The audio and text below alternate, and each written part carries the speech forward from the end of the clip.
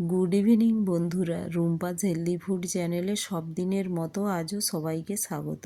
আজ আমি আপনাদের জন্য বানিয়েছি গরমের একটি স্পেশাল সবজি, লাউ শাকের নিরামিষ চচ্চড়ি। আর তার জন্য ঘরের গাছেরই শাক নিয়েছি।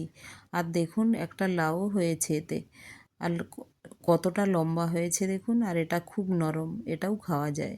আর লাউ শাকটাকে ধুয়ে কেটে নিয়েছি।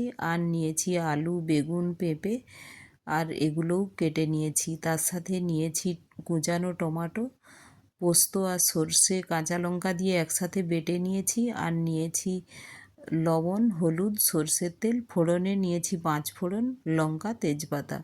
এখন গ্যাসের ওভেনে আমি কড়াইটা বসিয়ে দিলাম। আর গরম হয়ে যেতেই এর মধ্যে দিয়ে দিলাম সর্ষের তেল।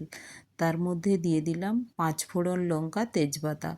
আর উপর থেকে দিয়ে দিলাম কুচানো টমাটোটা যাতে তাড়াতাড়ি গলে যায় তার জন্য দিয়ে দিলাম লবণ আর হলুদ। লবণটা একটু বেশি পরিমাণেই দিলাম, কারণ টমাটোটা যখন একটু গলে গলে আসবে তখন আমার কেটে রাখা সবজিগুলোও ওই টমেটোর সাথে দিয়ে দেব। তো ভালোভাবে এটা টমেটোর সাথে কষাও হয়ে যাবে, আর সবজিগুলোতে একটু নাড়াও হয়ে যাবে ফোড়নের সাথে। তো দেখুন এর মধ্যে দিয়ে দিলাম কেটে রাখা আমার সবজিগুলো।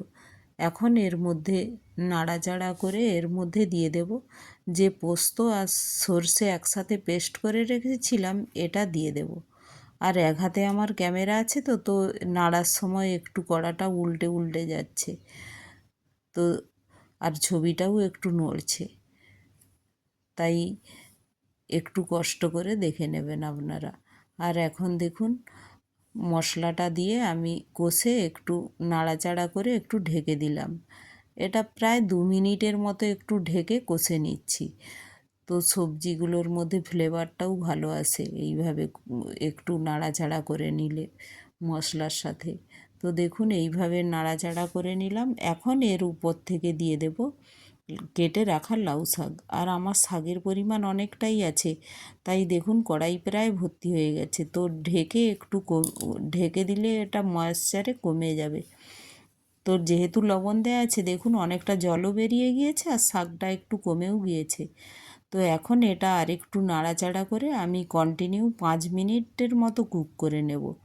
আর দেখুন এটা কমে যেতে আমি একটু উল্টিয়েও দিচ্ছি যাতে সবজিগুলো সাথে শাকটা ভালোভাবে মিশে যায়। তো আমি এটা নাড়াচাড়া করে আমি ঢেকে এটা কন্টিনিউ 5 মিনিট এটা কুক হতে দেব। দেখুন এখন আমি ঢাকনাটা খুলে দেখছি আগের থেকে জলটাও অনেকটা বেরিয়ে গিয়েছে আর সবজিটা কমেও গিয়েছে আগের থেকে অনেকটা। আর দেখুন এখন আর শুধু শাক শাক মনে হচ্ছে না, এখন ওই অন্যান্য সবজিগুলোও দেখা যাচ্ছে। তো এগুলো আর একটু কুক হয়ে যাবে। এটা ভালো করে আমি মিশিয়ে নিচ্ছি আর খুন্তির সাহায্যে এটা অনেক সময় ওটা একটা কোনো কিছুর সাহায্যে একটু আলু টালুগুলো চিপে দিলে এটা মাখা মাখা হয়ে যায়। আমি খুন্তির সাহায্যেই বারবার এটা করে একটু আলুগুলোকে একটু চেপে চেপে দিলাম, তো সবজির সাথে একটু মিশেও গিয়েছে, সবজিটি একটু মাখা মাখা হয়ে যাবে। তো এখন দেখুন আরও একটু জল আছে, তো এটা ঢেকে আর একটু আমি 2 মিনিটের মতো রেখে দেব। তো 2 মিনিট পরে এটা জলটাও দেখুন কতটা কমে গিয়েছে আর সবজিটাও দেখুন খুব মাখা মাখা হয়ে গিয়েছে। তো এইভাবে আমি বানিয়ে নিলাম। এখন দেখুন সবজিটা কত সুন্দর হয়ে গিয়েছে, চচ্চড়ির মতোই দেখাচ্ছে। তো চচ্চড়ি বানিয়েছি, তো জল একদম এখন নেই। তো এইভাবে আপনারাও লাউ শাক বানিয়ে দেখবেন, নিরামিষ খেতে খুব সুন্দর লাগে। আর একটি লাইক, শেয়ার ও সাবস্ক্রাইবও করে দেবেন। Thank you.